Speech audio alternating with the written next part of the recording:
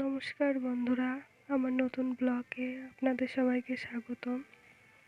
তো চলো, আজকে আমি ঘুরতে গেছিলাম পূর্ব বর্ধমানের পূর্বস্থলী। তো চলো দেখো কি কি করলাম আজকে আমি আর কোথায় কোথায় গেলাম। তো প্রথমেই নৌকোয় উঠে পড়লাম। নৌকোর ভিউটা দেখো, পুরো কুয়াশা ভরা, গঙ্গার ওপর খুব সুন্দর দেখতে লাগছিল।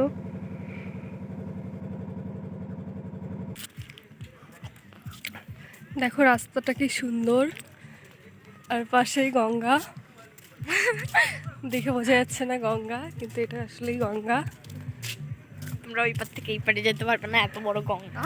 না, সেটা পারবে, কারণ নৌকো ব্যবস্থা আছে। আমরা নৌকো করে এসেছি এই পাশে ভটভটি করে। এই যে আমরা মাসি আর বুঞ্জি ঘুরতে এসেছি। পেছনে গঙ্গা, সামনে মাঠ, চাষের জমি যাকে বলে। এদিকটা আরো সুন্দর। এটা আমার দিদির মেয়ে, কিউট না? গঙ্গায় নামছি, গঙ্গায় স্নান করব, তাই গঙ্গায় নামছি এখন। তো ঠান্ডার মধ্যে গঙ্গার জল, বুঝতেই তো পারছো, দেখে দেখে কিছু জানলাম না। গঙ্গাটা দেখে সত্যিই খুব সুন্দর লাগছিল। এতটাই সুন্দর লাগছিল যে আমি ভিডিও করার লোভ সামলাতে পারিনি।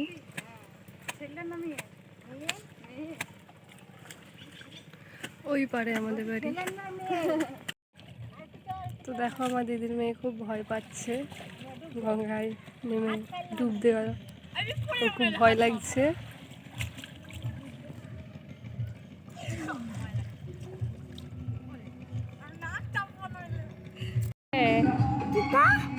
দেখেছো কি ওটা? কি ওটা? রান্না করছি পিকনিক।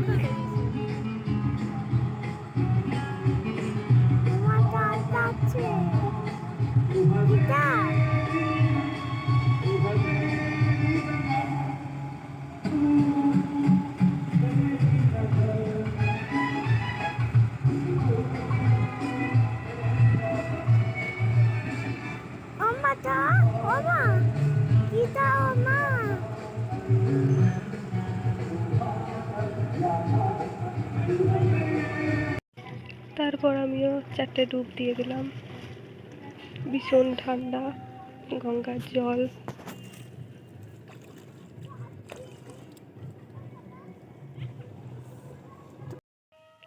আগেই বলেছি রাস্তাটা খুব সুন্দর, রাস্তাটা দেখে এত ভালো লাগছিল, তাই আমি একটু স্লোমো করে নিলাম। তারপর শীতের বিকেল, সূর্য মামা টাটা বলে অস্ত্র চলে যাচ্ছে। দেখো খুব সুন্দর লাগছে গঙ্গার জল, সূর্যের কিরণে খুব সুন্দর লাগছে। তো আজকের ব্লগটা এই অবধি। তো কোনো ভুল ত্রুটি হলে জানিও, আমি এই প্রথম নতুন ব্লগ করছি, ভুল হতেই পারে। তো বলো টাটা।